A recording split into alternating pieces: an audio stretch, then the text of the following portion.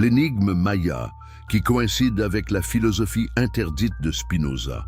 Avez-vous déjà ressenti cette étrange sensation que tout ce qu'on vous a enseigné sur la réalité pourrait être un mensonge soigneusement orchestré?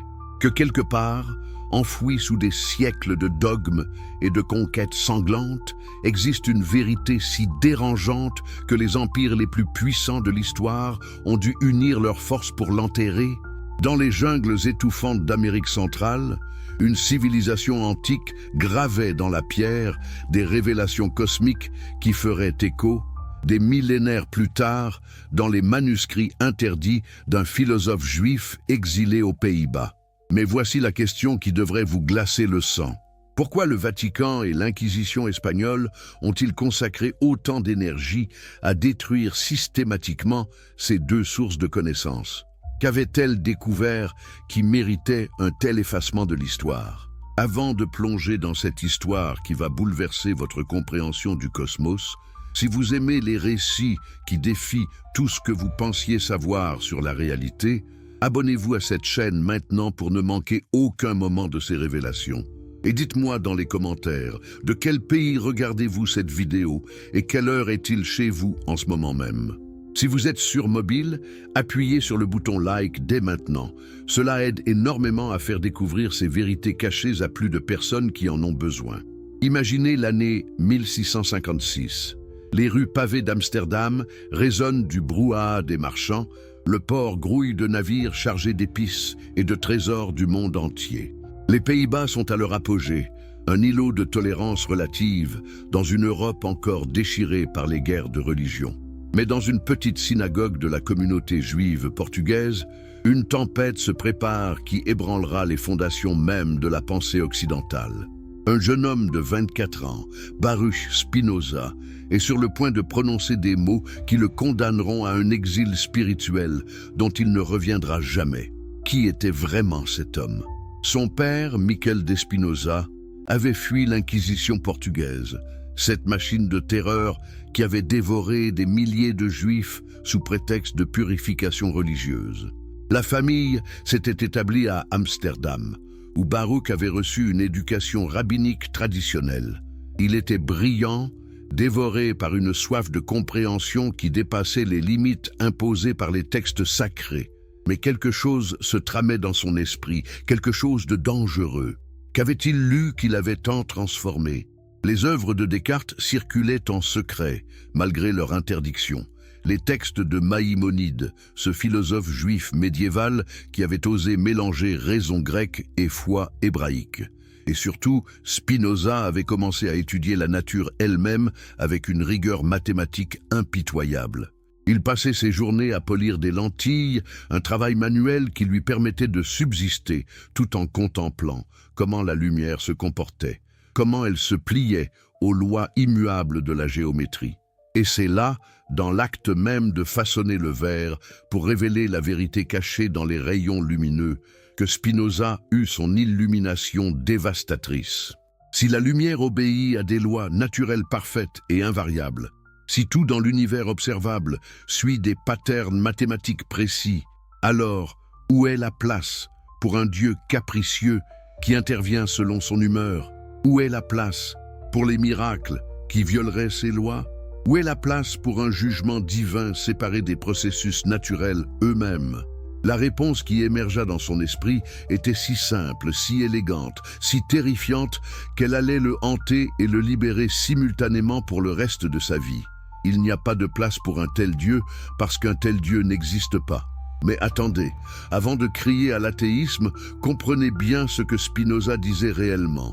Il n'affirmait pas que Dieu n'existe pas.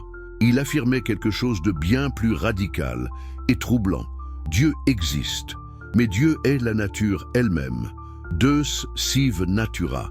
Dieu ou la nature, deux noms pour désigner la même réalité unique et infinie. Pouvez-vous saisir l'ampleur de cette révolution conceptuelle? Ce n'était pas simplement une théorie théologique abstraite. C'était une bombe incendiaire lancée au cœur de toute la structure de pouvoir européenne. Car si Dieu et nature sont identiques, alors toutes les religions organisées perdent instantanément leur raison d'être. Il n'y a plus besoin de prêtres pour intercéder auprès d'un Dieu distant. Il n'y a plus de textes sacrés révélés d'en haut, seulement des écrits humains reflétant la compréhension limitée de leurs auteurs. Il n'y a plus de choix entre salut et damnation, seulement la participation éternelle à la substance infinie de l'existence. Les rabbins de la synagogue étaient horrifiés. Ils avaient échappé à l'Inquisition en Espagne et au Portugal, supporté des décennies de persécution pour préserver leur foi. Et voilà que l'un des leurs, un jeune homme prometteur qu'ils avaient formé eux-mêmes, menaçait de détruire les fondements même de cette foi. Mais ce n'était pas seulement une question religieuse, c'était politique. La communauté juive d'Amsterdam vivait sous un équilibre précaire. Les autorités calvinistes les toléraient à condition qu'ils se comportent de manière irréprochable. Un hérétique parmi eux mettait en danger toute la communauté. Le 27 juillet 1656, le chérem fut prononcé. Et quel chérem! Écoutez ces mots terribles qui résonnèrent dans la synagogue. Que personne ne lui parle oralement ni par écrit, que personne ne lui rende aucun service, que personne ne demeure sous le même toit que lui, que personne ne s'approche de lui à moins de 4 coudées, que personne ne lise rien écrit ou transcrit par lui. Spinoza fut maudit avec toutes les malédictions d'Élisée, toutes les imprécations du Deutéronome. Il devint un mort vivant, effacé de la communauté qui avait été toute sa vie. Comment un jeune homme de 24 ans réagit-il à une telle condamnation totale? Spinoza ne fléchit pas, il ne se rétracta pas. Au contraire, il embrassa son exil avec une sérénité qui frustrait ses persécuteurs, car il avait découvert quelque chose que ses juges ne pouvaient comprendre. En comprenant sa véritable nature comme mode de la substance infinie, la peur de l'exclusion sociale perdait tout pouvoir sur lui. Il n'était pas vraiment Baruch Spinoza, ce juif portugais rejeté par sa communauté. Il était une expression temporaire de l'éternité elle-même. Il changea même son nom. Baruch, le nom hébreu signifiant béni, devint Benedictus en latin, puis Bénédicte en néerlandais. Même geste symbolique. Il ne rejetait pas sa bénédiction divine, il la reformulait dans des termes que le monde entier pourrait comprendre au-delà des frontières religieuses et ethniques. Car la substance infinie qu'il appelait Dieu n'appartenait à aucun peuple, aucune religion, aucune tradition. Elle était la réalité partagée par tous les êtres, conscients ou non de leur véritable nature. Les années qui suivirent son excommunication furent marquées par une productivité intellectuelle féroce. Spinoza vivait dans une pauvreté relative, louant de petites chambres chez des amis sympathiques, survivant grâce à son travail de polissage de lentilles. Mais son esprit était libre de manière que peu d'humains ont jamais expérimenté. Il écrivait pendant que ses doigts façonnèrent le verre, développant un système philosophique d'une cohérence et d'une audace qui n'avait pas d'égal depuis les anciens Grecs. Son chef-d'œuvre, l'Éthique, n'était pas un traité moral ordinaire. C'était une tentative de prouver la nature de Dieu et de la réalité avec la même certitude mathématique qu'Euclide avait prouvé les théorèmes de géométrie. Axiomes, propositions, démonstrations, corollaires. Spinoza construisait sa vision du cosmos comme on construit une cathédrale de raison pure. Et quelle était la première pierre de cet édifice? Une définition apparemment simple. Par substance, j'entends ce qui est en soi et est conçu par soi, c'est-à-dire ce dont le concept n'a pas besoin du concept d'une autre chose duquel ils doivent être formés. Cela vous semble abstrait? Laissez-moi le traduire dans un langage plus direct. Spinoza disait que la réalité fondamentale de l'univers ne dépend de rien d'autre pour exister. Elle existe par sa propre nature nécessaire, et parce qu'elle est infinie et ne dépend de rien d'autre, il ne peut y avoir qu'une seule substance. Si 2 substances existaient, elles se limiteraient mutuellement, ce qui contredit le concept d'infini. Donc il n'y a qu'une seule réalité fondamentale, et tout ce que nous percevons comme séparé, vous, moi, les étoiles, les océans, ne sont que des modifications temporaires de cette substance unique. Comprenez-vous maintenant pourquoi c'était si dangereux? Spinoza ne niait pas l'existence de Dieu. Il identifiait Dieu avec tout ce qui existe. Mais ce faisant, il détruisait l'idée d'un Dieu personnel qui écoute les prières, qui punit les méchants et récompense les justes, qui a créé le monde pour une raison et le guidera vers une fin. Le Dieu de Spinoza n'a pas de volonté séparée de sa nature. Il ne peut pas faire autrement que ce qu'il fait, car sa nature est d'exister et de s'exprimer dans toutes les formes possibles. Dire que Dieu choisit de créer le monde n'a pas plus de sens que de dire qu'un triangle choisit d'avoir 3 côtés. Et les humains dans tout cela? Nous aussi, nous sommes des modes de cette substance infinie. Nous n'avons pas de libre arbitre au sens traditionnel. Chaque pensée, chaque décision, chaque action découle nécessairement de la nature de l'univers à ce moment précis. Vous croyez choisir librement de continuer à regarder cette vidéo ou de l'arrêter? Spinoza dirait que votre choix est déterminé par une chaîne infinie de causes remontant au début de l'univers lui-même. Vous êtes comme une pierre qui, si elle pouvait penser pendant qu'elle vole dans l'air après avoir été lancée, se croirait en train de choisir sa trajectoire, ignorante de la force qui l'a propulsée et des lois de la physique qui gouvernent son mouvement. Mais voici où la philosophie de Spinoza devient véritablement libératrice plutôt que déprimante. Si vous n'avez pas vraiment de libre arbitre, alors vous n'avez rien à craindre ni à regretter. Tout ce qui vous arrive, y compris vos propres pensées et actions, fait partie du déploiement nécessaire de la nature infinie. La culpabilité disparaît, la peur du jugement divin disparaît, l'anxiété de faire les bons choix disparaît. Ce qui reste est une acceptation sereine de ce qui est, combinée avec une compréhension que vous participez à quelque chose d'infiniment plus grand que votre ego individuel. Spinoza appelait cet état la béatitude ou amor intellectualis Dei, l'amour intellectuel de Dieu. Ce n'était pas un amour émotionnel au sens ordinaire, c'était la compréhension profonde que votre vraie nature est identique à la nature divine. Aimer Dieu, c'est aimer la réalité telle qu'elle est. Et parce que vous êtes une partie de cette réalité, c'est aussi vous aimer vous-même, non pas dans le sens narcissique, mais dans la reconnaissance de votre participation à l'infini. Maintenant, tenez-vous bien, car nous allons faire un saut vertigineux dans le temps et l'espace. Pendant que Spinoza polissait ses lentilles dans les brumes d'Amsterdam, ses idées interdites circulant en manuscrits secrets parmi quelques initiés courageux, de l'autre côté de l'océan Atlantique, dans les jungles fumantes du Yucatan, du Guatemala et du Honduras, les derniers vestiges d'une autre tradition philosophique étaient systématiquement effacés de l'existence. Les conquistadors espagnols, armés de croix et d'épées, menaient une campagne d'éradication culturelle d'une ampleur rarement vue dans l'histoire humaine. Leur cible, les codices mayas, ces livres magnifiquement peints qui contenaient des siècles de savoir astronomique, mathématique et philosophique. Imaginez la scène. L'année est 1162, près d'un siècle avant que Spinoza ne soit excommunié. Dans la ville de Mani, au Yucatan, l'évêque Diego de Landa a rassemblé tous les livres mayas qu'il a pu trouver. Des centaines, peut-être des milliers de codices, chacun représentant des générations de savoir accumulés. Les scribes mayas avaient passé leur vie entière à peindre ces glyphes complexes sur du papier d'écorce de figuier, enregistrant les mouvements des planètes, les cycles du temps, les rituels sacrés, l'histoire de leur peuple. Landa les fait empiler en une pyramide, puis il y met le feu.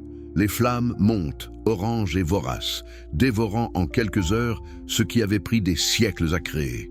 Les prêtres mayas regardent, impuissants, leur univers intellectuel partir en fumée.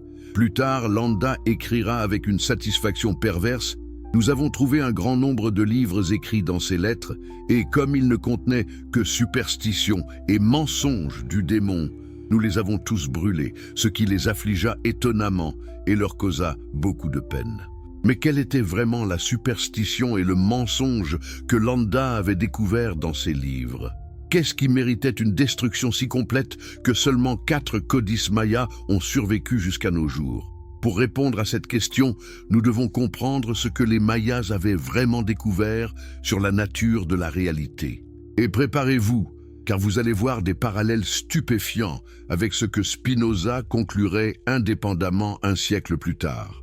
Les Mayas n'étaient pas les sauvages primitifs que les Espagnols prétendaient civiliser. Leur civilisation avait atteint des sommets de sophistication mathématique et astronomique qui, à certains égards, surpassaient l'Europe médiévale et renaissante. Considérez ceci. Les Mayas avaient inventé le concept du zéro indépendamment, plusieurs siècles avant que les Européens ne l'adoptent des mathématiciens arabes.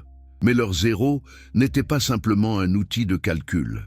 C'était un concept philosophique profond. Le glyphe maya pour zéro ressemblait à un coquillage. Pourquoi un coquillage? Parce que le coquillage est à la fois vide et plein de potentiel. Il était vide quand on le trouve sur la plage, mais il contenait autrefois la vie. Le zéro maya représentait la plénitude du vide, le point où tout émerge et tout retourne. C'était leur symbole pour la substance infinie, le Hunabku, le seul donneur de mouvement et de mesure, qui était à la fois rien et tout, le point de départ et la destination finale de toute existence. Commencez-vous à voir la connexion avec Spinoza? Pour les Mayas, il n'y avait pas de séparation fondamentale entre le divin et le naturel. Tout était Khu, un terme qui signifiait simultanément Dieu, sacré, esprit et divin. Mais Khu n'était pas une entité séparée qui gouvernait l'univers de l'extérieur. Khu était l'essence même de l'univers, se manifestant dans chaque pierre, chaque plante, chaque étoile, chaque personne. Prenez leur concept du temps, par exemple. Les Européens pensaient au temps comme une ligne droite. Et création, chute, rédemption, jugement dernier, un début, un milieu, une fin. Les Mayas voyaient le temps comme une spirale complexe, plusieurs cycles s'entrelaçant et se répétant à différentes échelles.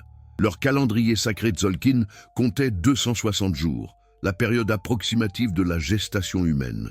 Leur calendrier solaire Ahab comptait 365 jours. Ces deux calendriers s'entrelaçaient pour créer le calendrier Round de 52 ans, et ces cycles de 52 ans s'emboîtaient dans des cycles encore plus grands. Mais pourquoi cette obsession avec les cycles? Parce que les Mayas avaient découvert quelque chose de fondamental sur la nature de l'existence.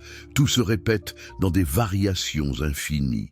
Les patterns se reproduisent à toutes les échelles, du microscopique au cosmique.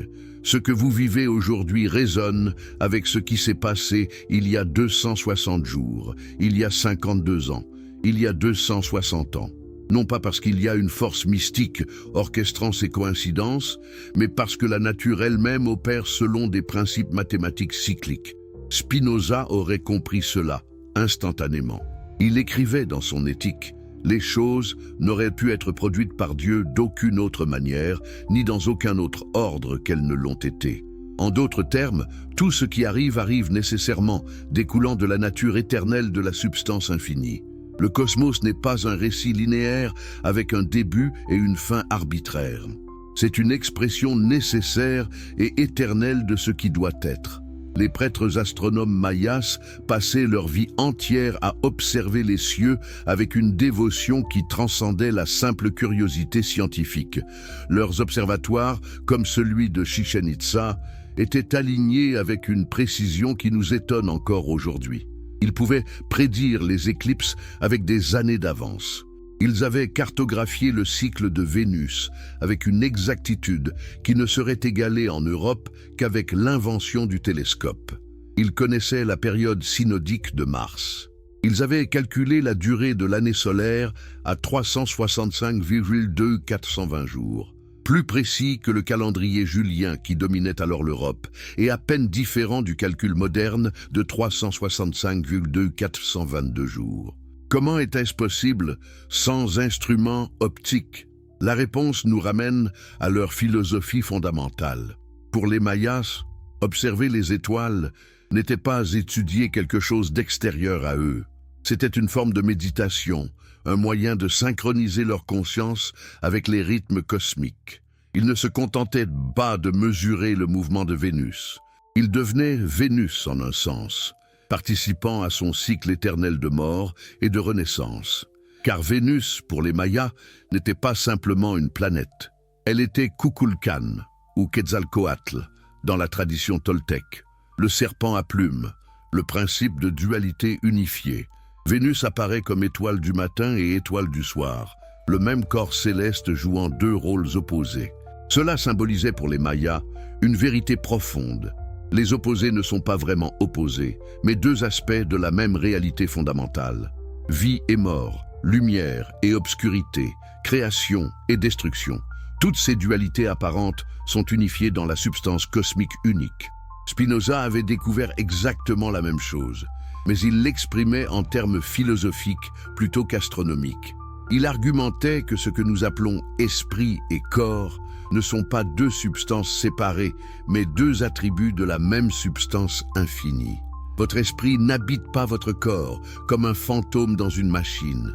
Votre esprit et votre corps sont deux façons de décrire la même chose, comme deux langues traduisant le même texte. Quand vous levez votre bras, il n'y a pas un événement mental causant un événement physique.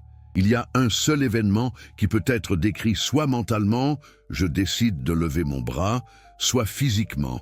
Les neurones envoient des signaux aux muscles. Cette unité fondamentale de ce qui semble séparé, c'est le cœur de la révélation que partageaient Mayas et Spinoza. Et c'est précisément pourquoi ces deux traditions devaient être détruites. Car si tout est un, si le sacré et le profane ne sont que deux noms pour la même réalité, alors sur quoi reposent les hiérarchies de pouvoir? Comment justifiez-vous qu'un prêtre est plus proche de Dieu que vous? Comment maintenez-vous que certains textes sont sacrés et d'autres profanes? Comment expliquez-vous que certaines personnes méritent de gouverner, tandis que d'autres doivent obéir? Vous ne pouvez pas. C'est pourquoi les codices devaient brûler. C'est pourquoi Spinoza devait être réduit au silence. Pas parce que leurs idées étaient fausses, mais précisément parce qu'elles étaient vraies, et cette vérité était mortelle pour les structures de pouvoir de leur époque. Approfondissons maintenant un aspect particulièrement fascinant de la cosmologie maya qui résonne avec une clarté troublante avec la pensée de Spinoza, leur compréhension du soi et de l'identité. Les Mayas pratiquaient la déformation crânienne, commençant dès la petite enfance. Ils attachaient des planches au crâne des bébés pour allonger et aplatir leur tête, créant un profil distinctif qui était considéré comme beau et prestigieux. Pourquoi mentionner cela? Pas pour choquer, mais pour comprendre la philosophie profonde sous-jacente. En remodelant physiquement le crâne, les Mayas démontraient en quelque chose de radical. Le corps n'est pas fixe, l'identité n'est pas immuable.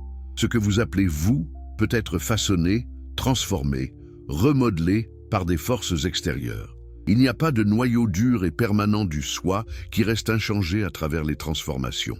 Votre identité est aussi malléable que l'argile humide entre les mains d'un potier. Spinoza serait arrivé à la même conclusion par un chemin différent.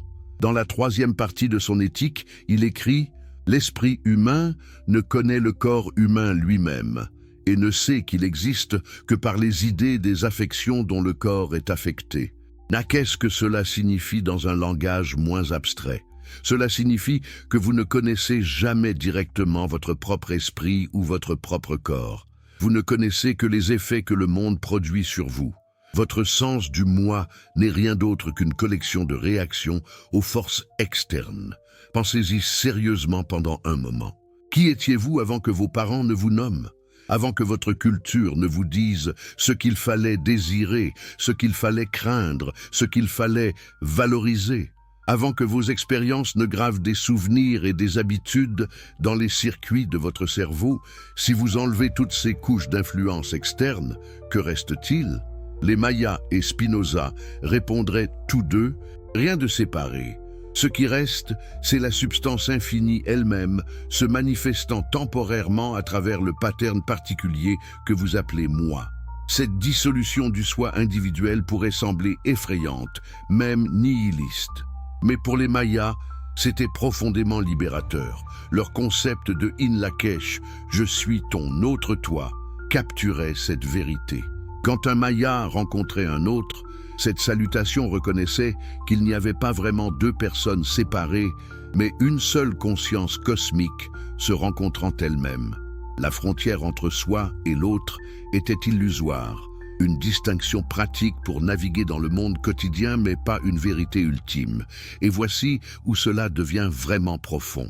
Si Inlakek est vrai, si vous et moi sommes fondamentalement des expressions de la même réalité, alors Faire du mal à autrui, c'est se faire du mal à soi-même. Non pas dans un sens moral abstrait, mais littéralement. Les Mayas ne suivaient pas de code éthique parce qu'un Dieu distant les commandait. Ils comprenaient que l'harmonie avec les autres et avec la nature n'était pas un devoir imposé de l'extérieur, mais une reconnaissance de leur vraie nature. Spinoza construisait son éthique sur la même fondation. Il ne croyait pas au bien et au mal au sens absolu. Pour lui, bon signifiait simplement ce qui augmente votre pouvoir d'agir et de penser, et mauvais ce qui le diminue. Mais parce que vous êtes connecté à tout le reste, votre véritable pouvoir augmente quand vous comprenez et coopérez avec la nature entière, pas quand vous essayez de vous isoler et de vous protéger contre elle. Il écrivait « Plus nous comprenons les choses singulières, plus nous comprenons Dieu ». Chaque fois que vous comprenez vraiment quelque chose, comment une plante pousse, comment la lumière se réfracte, pourquoi les gens agissent comme ils le font, vous comprenez un aspect de la substance infinie. La connaissance n'est pas une accumulation de faits externes, c'est une reconnaissance progressive de votre participation à la totalité. Les Mayas pratiquaient cette forme de connaissance à travers ce qu'ils appelaient les visions extatiques. Les dirigeants et les prêtres accomplissaient des rituels de sacrifice de sang, non pas le sacrifice humain dont nous parlerons plus tard, mais l'auto-sacrifice, perçant leur langue ou leur pénis avec des épines de raie et offrant leur propre sang aux dieux. Pourquoi une pratique si douloureuse et apparemment barbare? Parce qu'ils avaient découvert que la douleur extrême et la perte de sang produisaient des états de conscience altérés où les frontières du soi se dissolvaient. Dans ces visions, ils rencontraient ce qu'ils appelaient le Wayob, les esprits compagnons ou les doubles spirituels. Mais le Wayob n'était pas vraiment une entité séparée. C'était votre propre nature profonde, la conscience cosmique qui s'exprime à travers vous, mais qui existe indépendamment de votre forme corporelle particulière. Spinoza n'aurait jamais recommandé de telles pratiques douloureuses, mais il comprenait le principe. Il distinguait 3 types de connaissances. La connaissance du premier genre vient de l'expérience aléatoire et des oui-dire. La connaissance du deuxième genre vient du raisonnement logique et de la science. Mais la connaissance du troisième genre, la plus haute, vient de l'intuition directe de l'essence des choses. C'est voir instantanément comment quelque chose découle nécessairement de la nature de Dieu. Cette connaissance intuitive du troisième genre ressemble remarquablement aux visions extatiques mayas. Dans les 2 cas, vous transcendez la perspective limitée de votre ego individuel et vous percevez directement votre participation à l'infini. Les Mayas utilisaient la douleur et les substances psychoactives pour y parvenir. Spinoza utilisait la méditation philosophique rigoureuse, mais la destination était la même, la dissolution de l'illusion de séparation. Maintenant, parlons de ce qui était peut-être l'aspect le plus troublant et le plus mal compris de la civilisation maya, le sacrifice humain. Les Espagnols étaient horrifiés par cette pratique et l'utilisaient comme justification principale pour leur conquête brutale. Comment pouvons-nous réconcilier la sophistication philosophique des Mayas avec ces rituels sanglants? Étaient-ils des sages éclairés ou des barbares assoiffés de sang? La vérité, comme toujours, est plus complexe et plus étrange que les extrêmes. Pour comprendre le sacrifice maya, nous devons abandonner complètement nos présuppositions modernes sur la vie, la mort et la valeur individuelle. Les Mayas ne voyaient pas la mort comme une fin. Ils la voyaient comme une transformation, un passage nécessaire dans le cycle éternel de l'énergie cosmique. Leur mythe de création, raconté dans le Popol Vuh, le livre sacré des quichés du Guatemala, qui a miraculeusement survécu, illustre cette vision. Les dieux créent et détruisent plusieurs humanités avant de réussir avec les humains de maïs. Mais même cette création finale n'est pas permanente. Les humains existent pour nourrir les dieux qui à leur tour maintiennent le cosmos en fonctionnement. C'est un échange constant d'énergie, pas une hiérarchie de commandement. Le concept central était le Shulel, la force vitale ou l'énergie sacrée qui animait tous les êtres. Le Shulel circulait dans le sang. Quand vous mouriez, votre Shulel ne disparaissait pas. Il se transformait et retournait au réservoir cosmique d'énergie. Le sacrifice n'était pas la destruction d'une vie, mais la libération consciente et accélérée de Shulel pour alimenter les processus cosmiques. Les victimes sacrificielles n'étaient pas considérées comme des criminels punis ou des ennemis humiliés. Elles étaient souvent des prisonniers de guerre nobles, parfois même des membres volontaires de l'élite maya qui considéraient leur sacrifice comme le plus grand honneur possible. Pendant des jours ou des semaines avant le rituel, ils étaient traités comme des incarnations vivantes des dieux, honorés et révérés. Leur mort sur l'autel de pierre, leur cœur arraché encore battant et offert au soleil, était vu comme un retour héroïque à la source divine. Pouvons-nous justifier cela d'un point de vue moderne? Bien sûr que non. Le meurtre rituel viole nos principes les plus profonds sur l'autonomie individuelle et le caractère sacré de la vie. Mais pouvons-nous le comprendre dans le contexte de leur cosmologie? Absolument. Si vous croyez vraiment que la mort n'est qu'une transformation, que l'individualité est illusoire, que tout est un échange d'énergie dans un système fermé, alors le sacrifice rituel a une logique interne cohérente. Et voici ce qui va vous déranger. Spinoza aurait compris cette logique, même s'il n'aurait jamais approuvé la pratique. Sa philosophie contenait en elle une idée tout aussi radicale et dérangeante. Il écrivait « Un homme libre ne pense à rien moins qu'à la mort, et sa sagesse est une méditation non de la mort, mais de la vie. » Que voulait-il dire? Que Spinoza argumentait que la peur de la mort naît de l'attachement à l'existence individuelle. Si vous vous identifiez à votre corps et votre esprit particulier, alors la dissolution de cette forme particulière vous terrifie. Mais si vous comprenez que vous êtes fondamentalement un mode de la substance infinie, que votre essence participe à l'éternité, alors la mort perd son pouvoir sur vous. La forme particulière change, mais la substance reste. Il appelait cela l'éternité de l'esprit. Spinoza ne croyait pas à l'immortalité personnelle au sens traditionnel, pas de paradis où votre ego survit intact pour toujours. Mais il croyait que dans la mesure où vous comprenez les vérités éternelles, dans cette mesure, votre esprit participe à l'éternité. Les vérités mathématiques et philosophiques que vous saisissez ne meurent pas quand votre cerveau cesse de fonctionner. Elles sont des aspects éternels de la substance infinie. C'est presque la même idée que les Mayas exprimaient avec leur notion que les grands dirigeants et les prêtres devenaient des étoiles après leur mort. Non pas littéralement transportés dans le ciel, mais reconnus comme ayant toujours participé aux patterns éternels que les étoiles représentent. Leur sagesse individuelle retournait à la sagesse cosmique dont elle avait émergé. Les deux traditions valorisaient donc quelque chose au-delà de la survie de l'ego individuel. Les Mayas l'exprimaient à travers le rituel et le sacrifice. Spinoza l'exprimait à travers la contemplation philosophique. Mais le message sous-jacent était identique. Votre véritable nature n'est pas cette forme temporaire que vous habitez, et réaliser cela est la libération ultime. Explorons maintenant l'aspect le plus extraordinaire de la réalisation maya, leur astronomie et leurs mathématiques. Parce que c'est ici que leur philosophie se transformait de spéculation abstraite en science rigoureuse. Les Mayas ne se contentaient pas de croire que le cosmos opérait selon des lois ordonnées. Ils les découvraient, les mesuraient et les enregistrait avec une précision qui défie l'explication. Prenez le codex de Dresde, l'un des 4 codices mayas survivants, maintenant conservés en Allemagne. Ce document remarquable contient des tables astronomiques d'une complexité stupéfiante. Il y a des tables pour prédire les éclipses solaires et lunaires, couvrant des périodes de plus de 300 ans. Il y a des tables traçant le mouvement de Vénus à travers son cycle complet de 584 jours, synchronisé avec le calendrier sacré de 260 jours pour créer des patterns qui se répètent tous les 104 ans. Comment ont-ils fait cela sans télescope, sans horloge précise, sans même instrument de mesure d'angle sophistiqué? La réponse révèle quelque chose de profond sur la nature de leur pratique scientifique.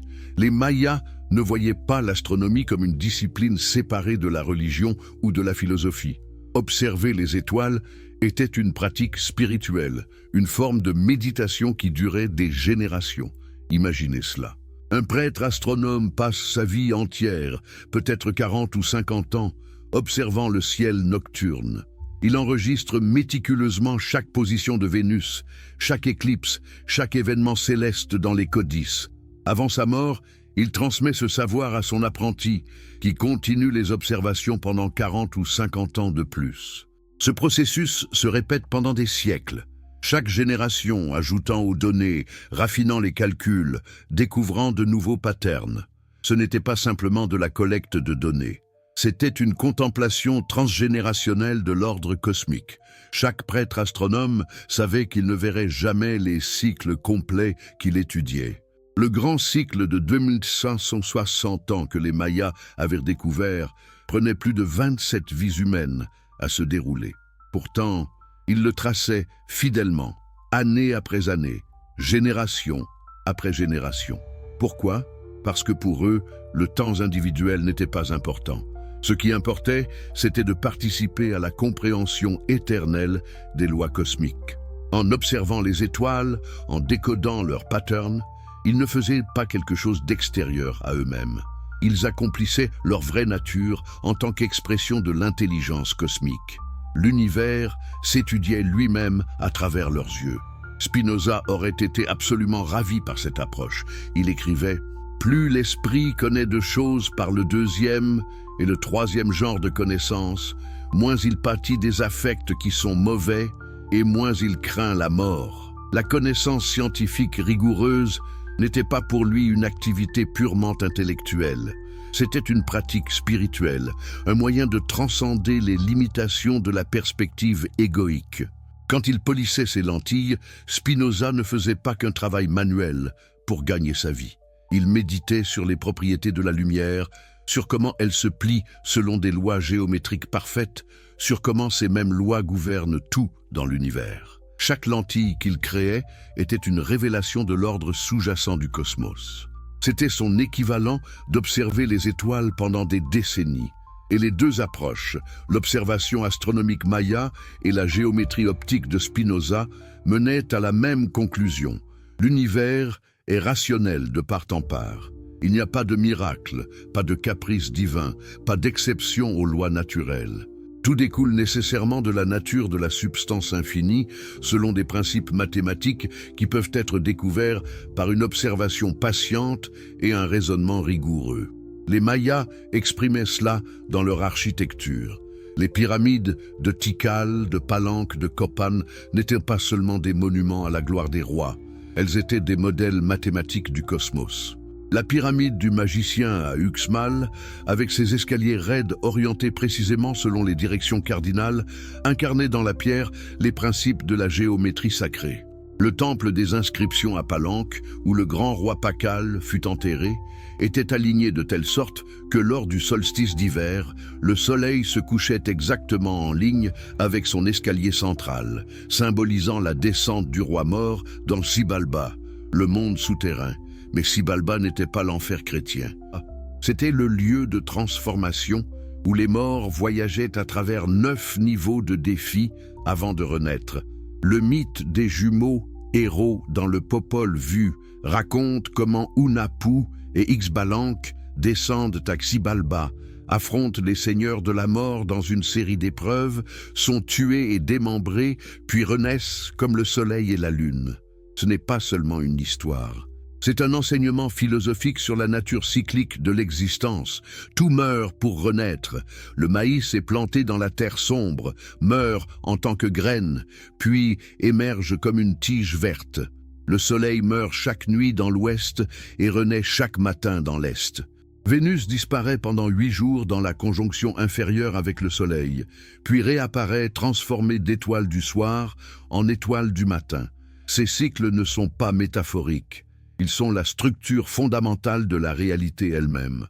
Spinoza formulait cette même idée dans sa doctrine des modes. Chaque chose particulière, vous, moi, cette chaise, cette planète, est un mode de la substance infinie.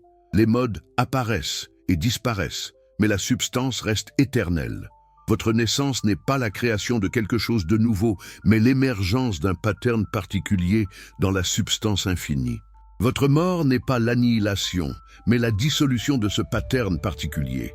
L'énergie retournant à la source pour former de nouveaux patterns. Peut-être commencez-vous maintenant à voir pourquoi ces deux traditions étaient si dangereuses pour les pouvoirs de leur époque. Elles enlevaient le pouvoir aux institutions qui prétendaient contrôler l'accès au divin. Si Dieu n'est pas séparé de la nature, si vous pouvez accéder au divin directement en comprenant les lois naturelles, alors vous n'avez pas besoin d'une classe sacerdotale pour intercéder en votre nom. Vous n'avez pas besoin de sacrements distribués par des institutions. Vous n'avez pas besoin de révélations spéciales confiées à des prophètes choisis. Le pouvoir de l'Église catholique au XVIe et XVIIe siècle reposait sur son monopole de la vérité spirituelle. Elle affirmait être la seule voie vers le salut, le seul interprète autorisé de la volonté divine. Les rois régnaient par droit divin, leur autorité descendant de Dieu, à travers la hiérarchie ecclésiastique. Tout ce système s'effondrait si Spinoza avait raison, si Dieu et nature étaient identiques, si chaque personne participait également à la substance divine. Les prêtres mayas avaient leur propre forme de pouvoir, bien sûr. Ils étaient les gardiens du savoir astronomique et calendaire, les interprètes des volontés divines. Mais leur cosmologie contenait en elle les graines de sa propre démocratisation. Si tout est Kau, si In Lak'ech est vrai, alors en principe, n'importe qui peut accéder à la sagesse cosmique. Les rituels et les observations des prêtres ne créaient pas la connexion au divin. Ils la révélaient seulement. C'est pourquoi les conquistadors devaient être si brutaux dans leur suppression de la culture maya. Ce n'était pas suffisant de simplement convertir les Mayas au christianisme. Il fallait effacer complètement leur cosmologie alternative, brûler leurs livres, détruire leurs temples, interdire leurs rituels. Parce que tant que la vision du monde maya survivait, elle représentait une menace existentielle pour la vision du monde chrétienne que les Espagnols imposaient. Diego de Landa, ce même évêque qui a brûlé les codices mayas, a écrit plus tard un ouvrage appelé « Relations de las cosas de Yucatán », essayant de documenter ce qu'il avait détruit. L'ironie est amère. Il a passé des années à apprendre la langue et la culture maya, à interroger les anciens et les prêtres, à enregistrer méticuleusement leurs croyances et leurs pratiques. Puis, il a décidé que tout cela était l'œuvre du démon et devait être anéanti. Mais voici ce qui est fascinant. Même dans son propre compte-rendu hostile, même à travers son filtre de préjugés chrétiens, la sophistication de la pensée maya transparaît. Landa décrit comment les Mayas calculaient les éclipses, comment ils synchronisaient plusieurs calendriers, comment ils comprenaient les cycles planétaires. Il est simultanément impressionné et horrifié. Impressionné par leur intelligence, horrifié parce que cette intelligence était dirigée vers des fins qu'il considérait comme démoniaques. Que se serait-il passé si les deux traditions, maya et spinoziste, avaient pu se rencontrer et dialoguer au lieu d'être supprimées? Imaginez Spinoza ayant accès aux codices mayas, étudiant leurs mathématiques et leur astronomie. Imaginez les prêtres astronomes mayas lisant l'éthique, reconnaissant dans sa géométrie rigoureuse un écho de leurs propres insights. Quelle synthèse philosophique aurait pu émerger? Mais l'histoire ne nous permet pas ces rencontres idéales. Au moment où Spinoza écrivait dans les années 1660 et 1670, la civilisation maya classique était morte depuis des siècles, ses villes abandonnées et recouvertes par la jungle. Les derniers royaumes mayas indépendants, comme celui des Itzá à Tayasal, ne tomberaient qu'en 697, mais leur grande tradition intellectuelle était déjà brisée. Les quelques codices survivants étaient cachés ou dispersés dans des collections européennes où personne ne pouvait les lire. Et quand Spinoza mourut en 1667, à l'âge de 44 ans, ses poumons détruits par des années d'inhalation de poussière de verre, ses œuvres les plus radicales circulaient encore en manuscrits clandestins. L'éthique ne serait publiée qu'après sa mort et immédiatement interdite. Ces idées continueraient à influencer secrètement les penseurs des Lumières. Beaucoup lisaient Spinoza tout en le dénonçant publiquement. Mais il faudrait des siècles avant que sa réhabilitation complète ne commence. Les deux traditions, maya et spinoziste, étaient donc condamnées à l'oubli ou à la suppression. Mais elles ont survécu, fragmentées et déformées peut-être, mais indestructibles en fin de compte. Parce que les vérités qu'elles avaient découvertes ne dépendaient pas de livres ou d'institutions. Elles étaient inscrites dans la structure même du cosmos. Aujourd'hui, la science moderne a validé beaucoup de leurs insights, bien que dans un langage différent. La physique quantique a révélé que l'observateur et l'observé ne peuvent pas être séparés, qu'il n'y a pas de choses indépendantes, mais seulement des patterns d'énergie interagissant. La cosmologie moderne comprend l'univers comme un système unifié, où chaque partie influence chaque autre partie instantanément à travers l'intrication quantique.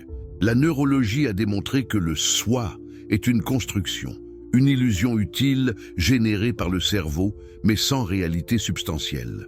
Les Mayas et Spinoza ont intuitionné ces vérités sans nos instruments modernes, par le pouvoir de l'observation patiente et du raisonnement rigoureux. Ils ont vu à travers les apparences superficielles de séparation et de multiplicité pour percevoir l'unité fondamentale de toute existence.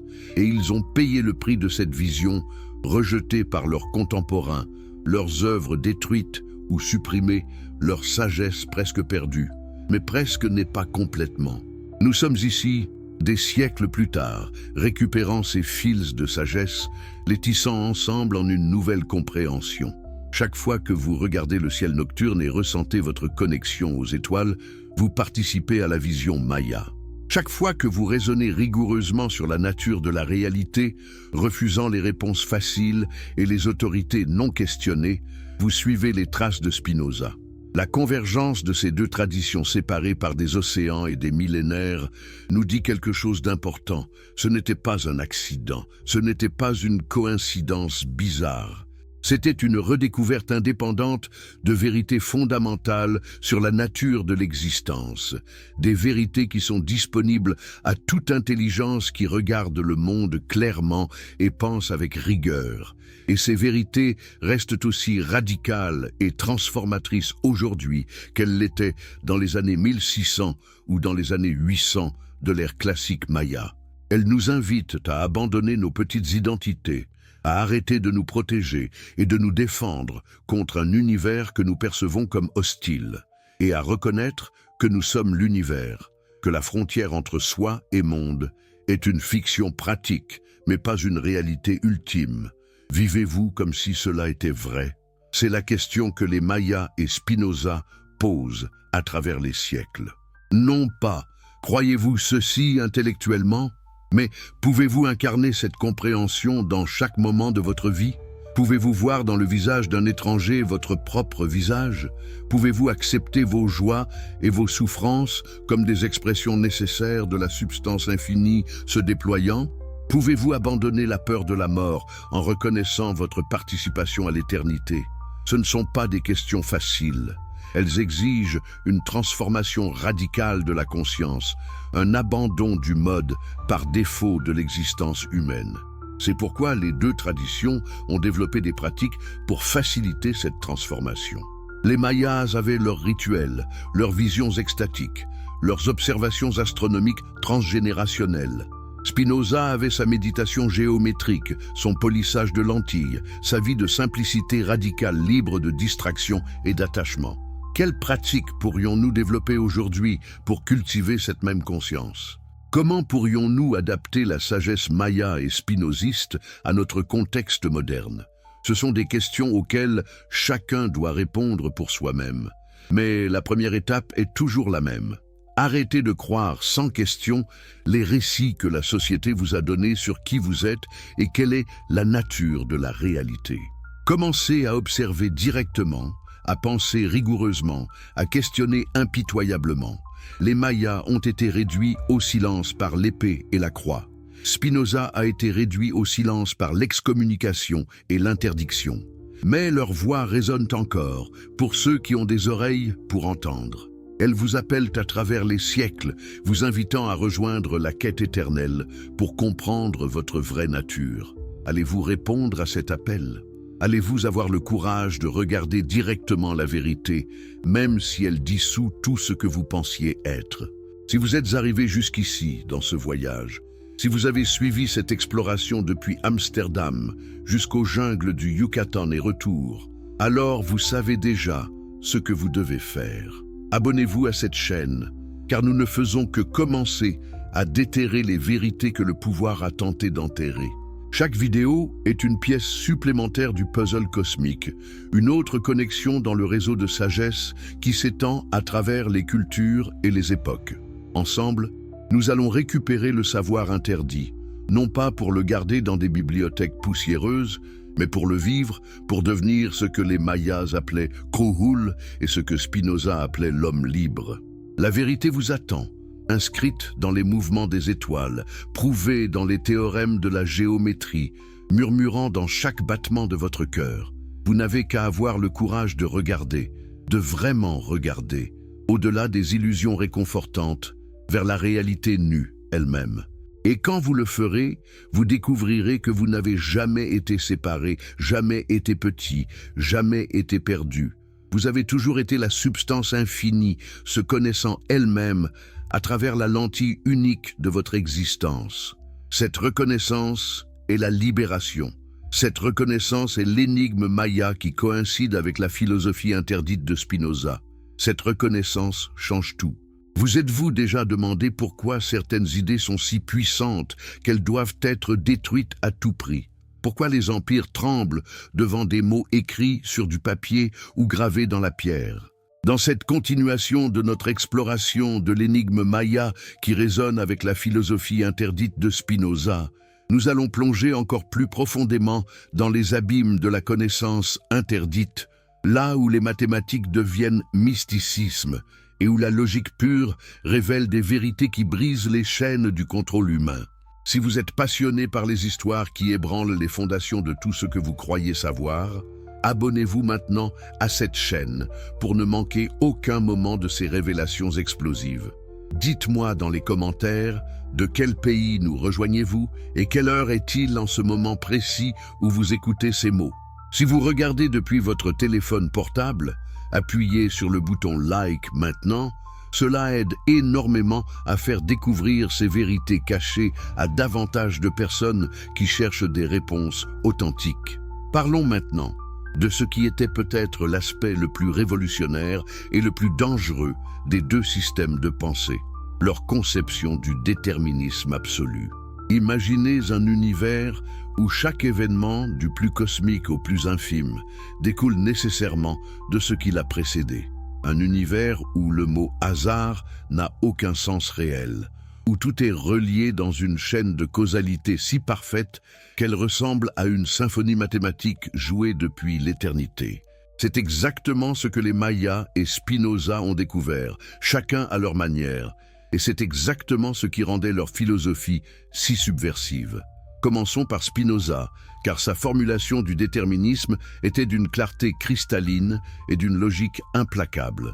Dans la première partie de l'éthique, après avoir établi qu'il n'existe qu'une seule substance infinie qui est Dieu ou la nature, il arrive à une conclusion qui a fait trembler tous ceux qui l'ont vraiment comprise. Les choses n'ont pu être produites par Dieu d'aucune autre manière et dans aucun autre ordre qu'elles ne l'ont été. Que signifie cette proposition apparemment simple? Elle signifie que l'univers entier, dans le moindre de ses détails, ne pouvait pas être différent de ce qu'il est. Pas parce qu'un Dieu capricieux a choisi cette configuration particulière parmi des alternatives infinies, mais parce que la nature même de la substance infinie nécessite qu'elle s'exprime exactement de cette manière. Tout est nécessaire, rien n'est contingent. Le concept même de possibilité non réalisée est une illusion née de notre ignorance des causes. Pouvez-vous saisir l'ampleur radicale de cette affirmation? Elle ne laisse aucune place pour les miracles, aucune place pour l'intervention divine, aucune place pour le libre arbitre humain au sens traditionnel. Quand vous pensez que vous choisissez entre deux options, cette sensation de choix elle-même est causée par votre constitution neurologique, qui est causée par votre génétique et vos expériences passées, qui sont causées par votre environnement, qui est causée par l'histoire entière de l'univers menant à ce moment précis. Spinoza utilisait une analogie brillante pour illustrer ce point. Imaginez une pierre projetée dans l'air. Si cette pierre pouvait soudainement développer une conscience pendant son vol, elle se croirait probablement en train de choisir librement sa trajectoire. Elle sentirait l'impulsion interne de voler dans cette direction particulière et confondrait cette sensation avec le libre choix. Mais nous, observateurs externes, nous savons que la pierre suit simplement les lois de la physique, sa trajectoire entièrement déterminée par la force qui l'a lancée et par la gravité. Sommes-nous vraiment différents de cette pierre ? Spinoza argumentait que non. La seule différence est que nous sommes des systèmes beaucoup plus complexes, avec tant de facteurs influençant nos décisions que nous ne pouvons pas tous les tracer. Cette incapacité à voir toutes les causes nous donne l'illusion que nos choix surgissent spontanément de notre volonté libre. Mais c'est une illusion, tout comme la pierre imaginaire se tromperait sur sa propre liberté. Les autorités religieuses comprenaient parfaitement pourquoi cette doctrine était mortellement dangereuse pour leur pouvoir. Si les humains n'ont pas de libre arbitre, comment peuvent-ils être tenus moralement responsables de leurs actions ? Sur quelle base peut-on les punir pour leurs péchés ou les récompenser pour leurs vertus ?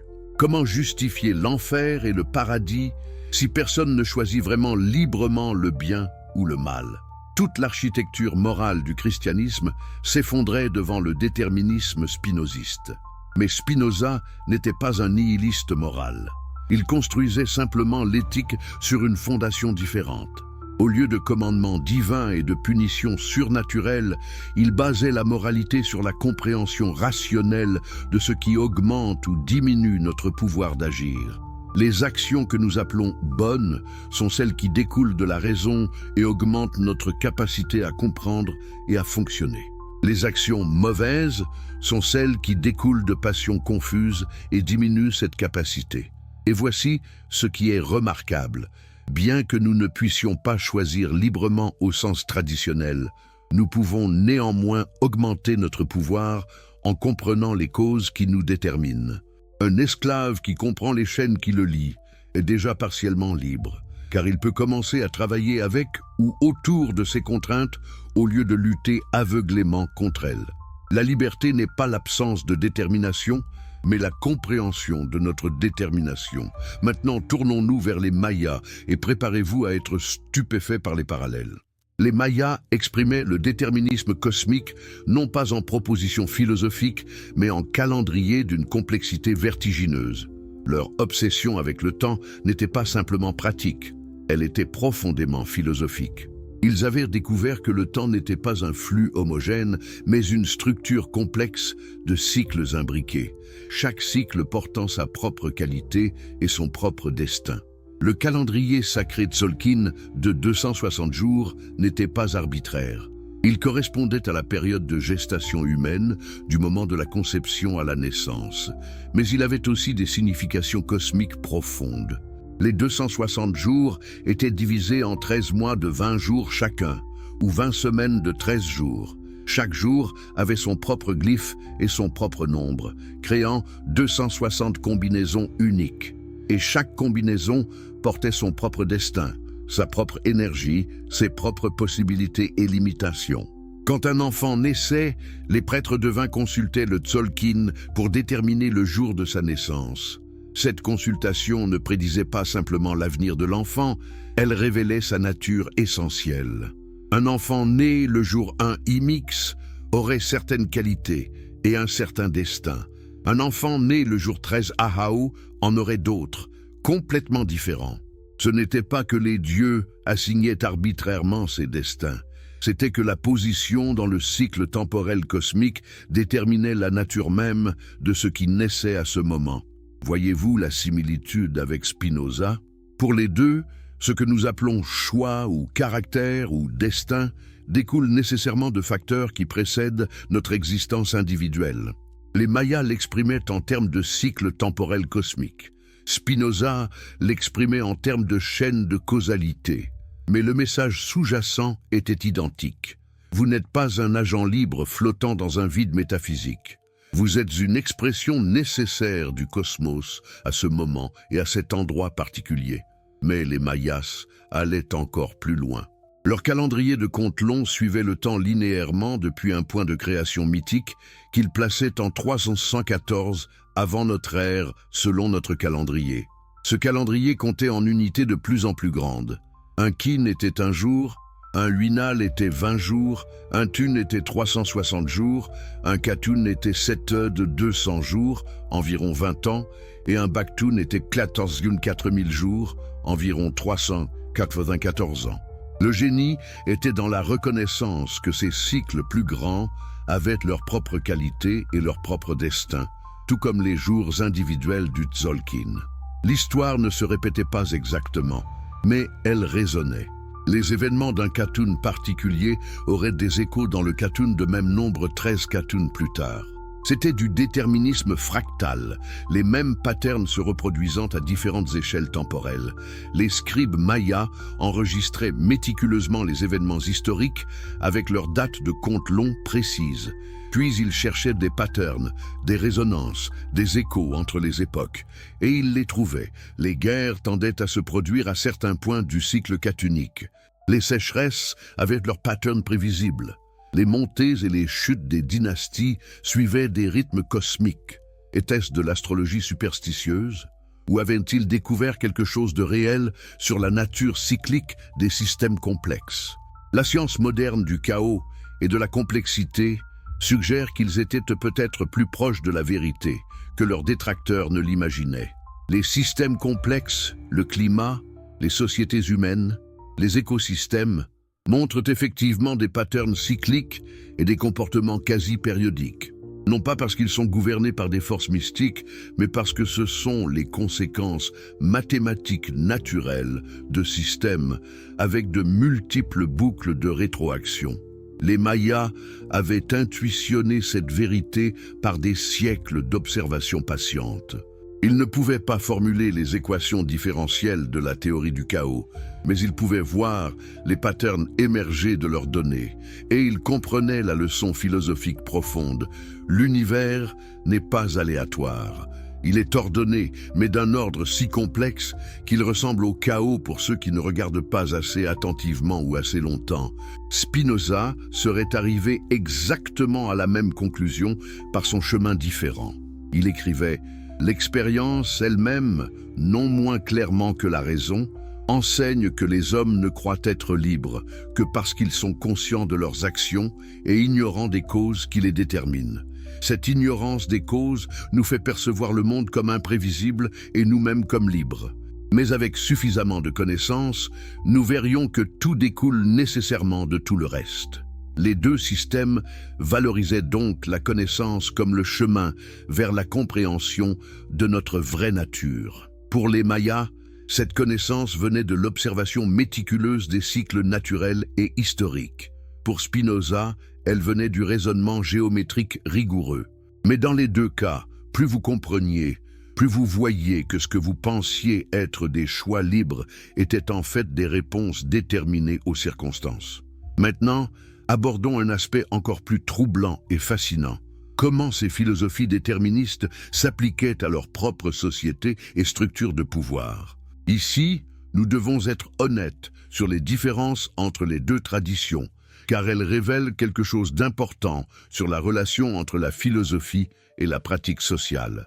La société maya classique était profondément hiérarchique.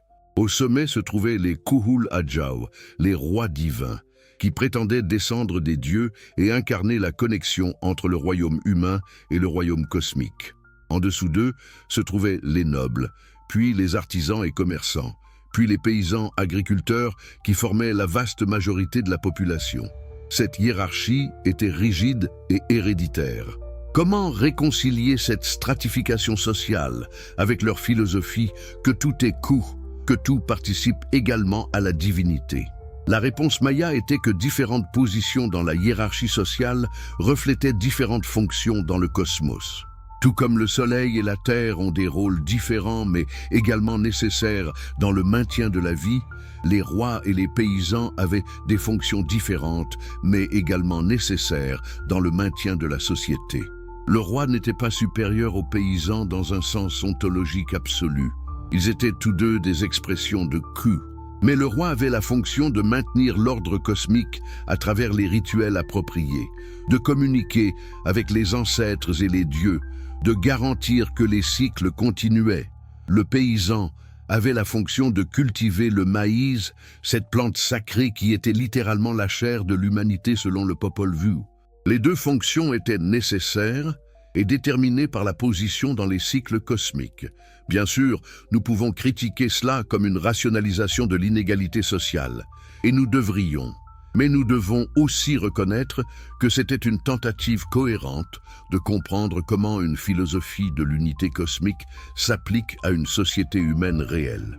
Les Mayas ne prétendaient pas que tout le monde devrait avoir le même rôle, seulement que chaque rôle était une expression nécessaire du déploiement cosmique. Spinoza, par contraste, vivait dans une société beaucoup plus fluide socialement, la République néerlandaise du XVIIe siècle, et ses conclusions politiques étaient radicalement égalitaires. Son traité théologico-politique, publié anonymement en 1670, argumentait pour la liberté de pensée, la séparation de l'Église et de l'État et la démocratie comme la forme de gouvernement la plus naturelle et rationnelle. Comment Spinoza réconciliait-il l'égalitarisme politique avec le déterminisme philosophique? Par une analyse subtile de la nature du pouvoir. Tous les humains, argumentait-il, sont des modes de la substance infinie et en ce sens sont ontologiquement égaux. Mais différents individus ont différents degrés de pouvoir, puissance au sens de capacité à agir et à comprendre. Ces différences découlent nécessairement de leurs constitutions et circonstances, pas de choix libre. Néanmoins, il est dans l'intérêt de tous les individus de vivre dans une société organisée de manière à maximiser le pouvoir collectif. Et quelle forme de société fait cela? Une démocratie où les gens sont libres de penser et de s'exprimer, où les décisions sont basées sur la raison plutôt que sur la superstition, où personne ne prétend avoir un accès privilégié à la vérité divine. Les monarchies et les théocraties, par contraste, concentrent le pouvoir dans les mains de quelques-uns et suppriment la pensée libre de tous les autres. Cela diminue le pouvoir collectif de la société parce que cela empêche la plupart des gens de développer leur raison et leur capacité. C'est donc irrationnel, même si c'est déterminé par des causes historiques compréhensibles. Voyez-vous la différence? Les Mayas acceptaient la hiérarchie comme une expression nécessaire de l'ordre cosmique.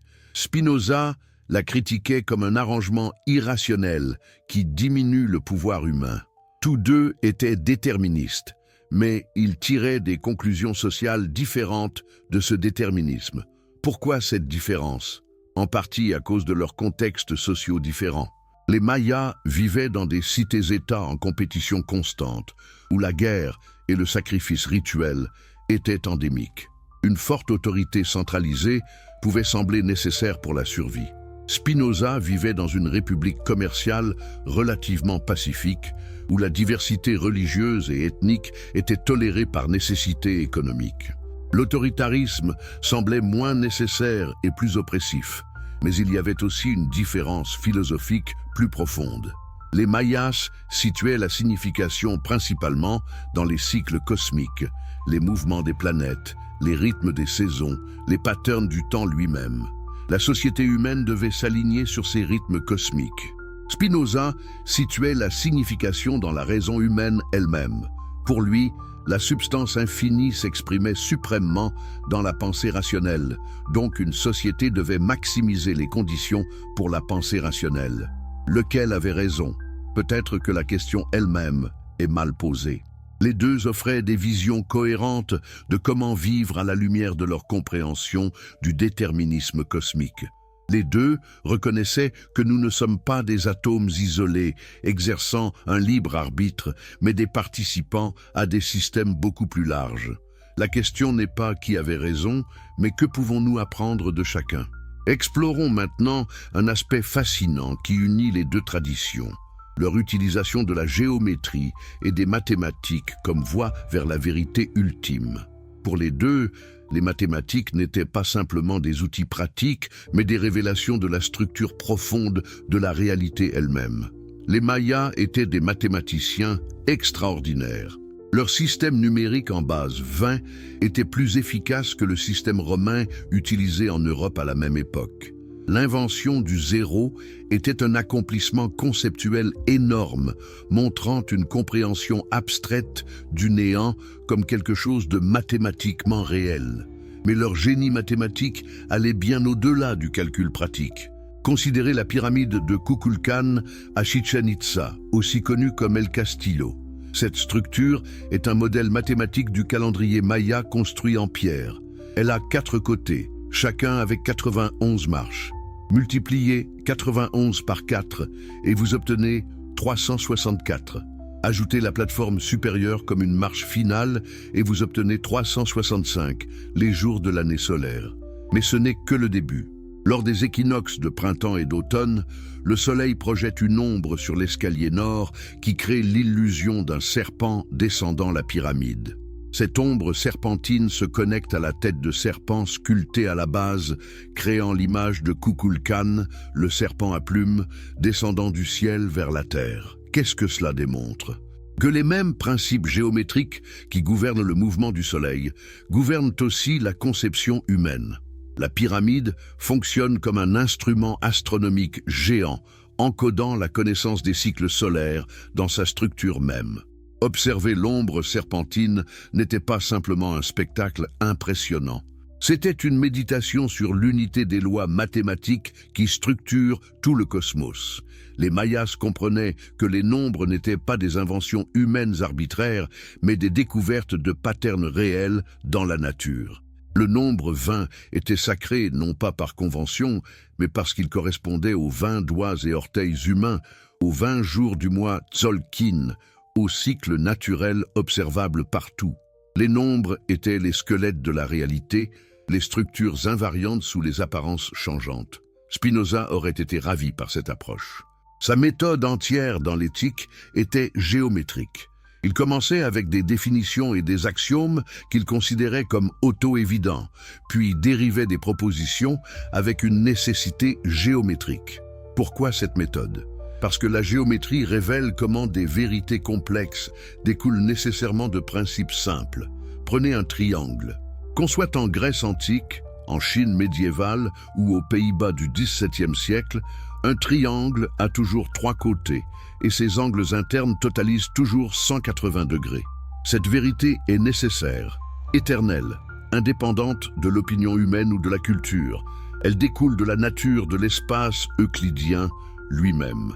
Pour Spinoza, toutes les vérités sur la réalité sont comme les vérités géométriques, nécessaires et éternelles, même si nous ne les avons pas encore découvertes. Que Dieu existe, que tout est déterminé, que l'esprit et le corps sont 2 aspects de la même chose.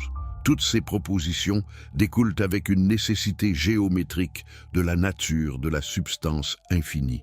Son travail était de révéler ces dérivations, de montrer comment tout découle nécessairement de l'axiome fondamental. Il existe une substance infinie. Les 2 traditions voyaient donc les mathématiques non pas comme une construction humaine, mais comme une découverte de l'ordre inhérent au cosmos. Et les 2 croyaient que comprendre cet ordre mathématique était le chemin vers la sagesse ultime. Les prêtres astronomes mayas passaient leur vie à déchiffrer les équations encodées dans les mouvements célestes. Spinoza passait sa vie à dériver les théorèmes encodés dans la nature de l'existence elle-même. Il y a une beauté profonde dans cette convergence.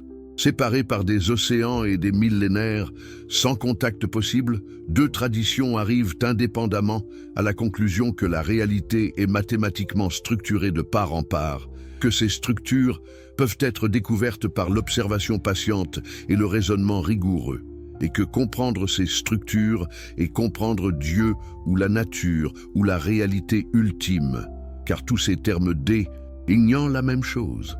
Mais maintenant, nous devons confronter l'aspect le plus sombre de cette histoire, la violence systématique utilisée pour supprimer ces visions du monde. Pourquoi tant d'efforts pour détruire des livres, exiler des philosophes, brûler des hérétiques? Quelle menace réelle représentaient ces idées? La réponse devient claire quand on comprend que le pouvoir des institutions religieuses et politiques reposait sur des récits spécifiques de la réalité. L'Église catholique prétendait être la seule voie vers le salut, le seul interprète autorisé de la volonté divine. Les monarchies prétendaient régner par droit divin, leur autorité descendant de Dieu lui-même. Ces prétentions nécessitaient un Dieu anthropomorphique qui intervenait dans les affaires humaines, qui choisissait certaines personnes et institutions comme ses représentants spéciaux. Si Spinoza avait raison, si Dieu et nature étaient identiques, si tout découle nécessairement de lois naturelles immuables, alors toute cette architecture de pouvoir s'effondrait. Il n'y a pas de révélation spéciale, parce que la nature se révèle également à tous ceux qui l'observent et raisonnent correctement. Il n'y a pas de sacrement magique, parce qu'il n'y a pas de surnaturel, tout est naturel. Il n'y a pas de droit divin des rois, parce qu'il n'y a pas de Dieu séparé qui distribue des droits. Les conquistadors espagnols comprenaient instinctivement la même chose à propos de la cosmologie maya. Si les Mayas avaient raison, si le divin était immanent dans toute la nature plutôt que transcendant au-dessus d'elle, si tous les humains participaient également à Q, indépendamment de leur position dans une hiérarchie ecclésiastique, alors sur quelle base l'Église pouvait-elle prétendre à l'autorité exclusive? Les codices mayas devaient brûler non pas parce qu'ils contenaient des mensonges, mais précisément parce qu'ils contenaient des vérités alternatives. Leur astronomie précise démontrait qu'on pouvait comprendre le cosmos sans la Bible. Leurs mathématiques sophistiquées montraient que l'intelligence humaine pouvait découvrir des vérités universelles indépendamment de la révélation chrétienne. Leur philosophie de l'immanence divine offrait un chemin vers le sacré qui contournait complètement le système sacramentel catholique. Diego de Landa et les autres évêques espagnols n'étaient pas simplement des fanatiques irrationnels. Ils comprenaient parfaitement la menace. Permettre à la vision du monde maya de survivre, même en partie, c'était admettre qu'il existait des chemins vers la vérité et le divin autres que ceux sanctionnés par l'Église. C'était ouvrir la porte au relativisme religieux, et de là au scepticisme, et finalement à la perte complète du monopole de l'Église sur la vérité. La même logique motivait la persécution de Spinoza. Son excommunication par la communauté juive était en partie politique. Il ne pouvait pas se permettre d'abriter un hérétique qui mettrait en danger leur statut précaire à Amsterdam. Mais c'était aussi théologique. Les rabbins comprenaient que si les idées de Spinoza se répandaient, toute la structure du judaïsme rabbinique serait menacée. Si la Torah était un texte historique écrit par des humains plutôt que la parole directe de Dieu, si les commandements étaient des inventions humaines plutôt que des décrets divins, alors quelle autorité avaient les rabbins pour interpréter et appliquer la loi? Les autorités catholiques étaient encore plus alarmées. Elles mirent les œuvres de Spinoza à l'index Librorum Prohibitorum, la liste des livres interdits. Elles pressèrent les autorités néerlandaises de le censurer. Après sa mort, quand son ami Lodewijk Meyer publia ses œuvres complètes, il y eut des appels à les brûler publiquement. Et dans de nombreux endroits, c'est exactement ce qui se passa. Les livres de Spinoza connurent le même sort que les codices mayas. Mais voici l'ironie magnifique de l'histoire. Vous ne pouvez pas brûler des idées. Les livres peuvent être détruits, les philosophes exilés, les civilisations conquises. Mais si les idées correspondent à des vérités réelles sur la nature de l'existence, elles réapparaîtront. D'autres penseurs, en d'autres lieux et d'autres temps, redécouvriront les mêmes vérités parce que ces vérités ne sont pas arbitraires. Elles sont inhérentes à la structure de la réalité. Quelques codices mayas ont survécu, cachés ou dispersés dans des collections européennes où personne ne pouvait les lire. Mais au XXe siècle, des érudits comme Yuri Knorozov et Tatiana Proskouriakov ont finalement déchiffré l'écriture maya. Soudain, les voix qui avaient été réduites au silence pendant des siècles pouvaient parler à nouveau. Nous pouvions lire leurs histoires, leurs poèmes, leurs calculs astronomiques. La destruction n'avait pas été totale. De même, les œuvres de Spinoza, bien qu'interdites, circulaient clandestinement. Les philosophes des Lumières, Diderot, Voltaire, Rousseau, les lisaient en secret, souvent les dénonçant publiquement tout en absorbant leurs idées. Au XIXe siècle, Spinoza commença à être réhabilité, d'abord par les romantiques allemands qui reconnaissaient en lui un précurseur de leur propre panthéisme, puis progressivement par le courant dominant de la philosophie. Aujourd'hui, il est reconnu comme l'un des plus grands philosophes de tous les temps. Les vérités survivent parce qu'elles correspondent à la réalité. Les mensonges et les fantasmes peuvent être imposés par la force pendant un temps, mais finalement la réalité s'affirme. C'est peut-être la leçon la plus encourageante de toute cette histoire. Le pouvoir peut supprimer la vérité temporairement, mais il ne peut pas la détruire définitivement. La vérité attend patiemment, inscrite dans la structure du cosmos elle-même, prête à être redécouverte par quiconque a le courage de regarder clairement. Et cela nous amène à la question finale, la plus personnelle. Qu'est-ce que tout cela signifie pour vous, ici et maintenant, écoutant ces mots? Comment ces visions du monde anciennes et supprimées peuvent-elles informer votre vie dans le XXIe siècle? La première leçon est peut-être la plus libératrice. Vous n'êtes pas aussi petit et isolé que vous le pensez. La culture moderne encourage un individualisme radical, l'idée que vous êtes un agent autonome complètement responsable de votre propre succès ou échec, séparé de tous les autres et de la nature. Cet isolement est psychologiquement écrasant. Il génère anxiété, dépression, un sentiment de ne jamais être assez bon. Les Mayas et Spinoza offrent une alternative. Vous êtes une expression de la substance infinie, connectée intimement à tout ce qui existe. Vos pensées émergent du cosmos entier, pas juste de votre cerveau isolé. Vos actions sont des réponses déterminées à des forces beaucoup plus grandes que votre volonté consciente. Cela ne signifie pas que vous n'avez pas d'importance. Cela signifie que votre importance ne réside pas dans une autonomie fictive, mais dans votre participation unique au déploiement cosmique. Quand vous échouez, ce n'est pas parce que vous êtes fondamentalement défectueux. C'est parce que les conditions n'étaient pas réunies pour le succès à ce moment. Quand vous réussissez, ce n'est pas uniquement votre mérite. C'est le résultat de forces innombrables, s'alignant favorablement. Cette compréhension cultive à la fois l'humilité et la compassion.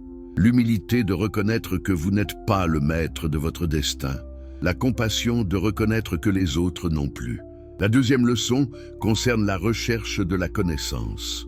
Les deux traditions valorisaient profondément l'observation patiente et le raisonnement rigoureux. Elles ne se contentaient pas de croyances confortables ou d'opinions populaires.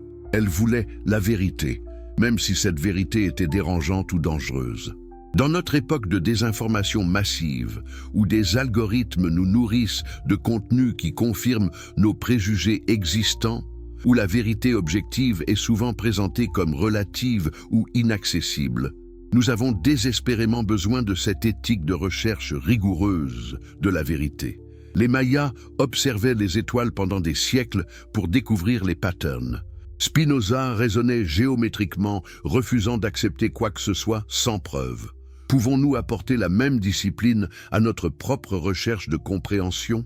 La troisième leçon est peut-être la plus pratique. La vie éthique ne nécessite pas de commandements surnaturels. Les Mayas et Spinoza construisaient tous deux des systèmes éthiques basés sur la compréhension de la nature plutôt que sur des règles imposées par des autorités externes. Pour Spinoza, le bien était ce qui augmentait votre pouvoir de comprendre et d'agir. Pour les Mayas, c'était vivre en harmonie avec les cycles cosmiques. Les deux approches situaient l'éthique dans la réalité elle-même plutôt que dans des décrets arbitraires. Et les deux conduisaient à des conclusions remarquablement similaires. Vivez selon la raison plutôt que les passions impulsives, cherchez à comprendre plutôt qu'à condamner, reconnaissez votre connexion avec tous les autres êtres, acceptez ce qui ne peut pas être changé tout en travaillant à améliorer ce qui peut l'être. Voilà l'énigme Maya qui coïncide avec la philosophie interdite de Spinoza. Ce n'était pas un accident historique bizarre. C'étaient deux découvertes indépendantes des mêmes vérités fondamentales sur la nature de l'existence. Ces vérités étaient si menaçantes pour les structures de pouvoir établies qu'elles devaient être violemment supprimées. Mais elles ont survécu, fragmentées et déformées peut-être, attendant d'être redécouvertes par chaque génération prête à regarder au-delà des illusions confortables vers la réalité nue. Vous faites maintenant partie de cette lignée de chercheurs de vérité. En comprenant ces idées, vous participez à une conversation qui s'étend à travers les siècles et les continents, unissant des esprits séparés par tout, sauf leur engagement commun à la vérité. Les prêtres astronomes mayas scrutant les cieux, Spinoza polissant ses lentilles dans sa petite chambre, et vous, ici et maintenant, contemplant votre place dans le cosmos. Vous êtes tous des points dans le même réseau infini de conscience s'éveillant à elle-même.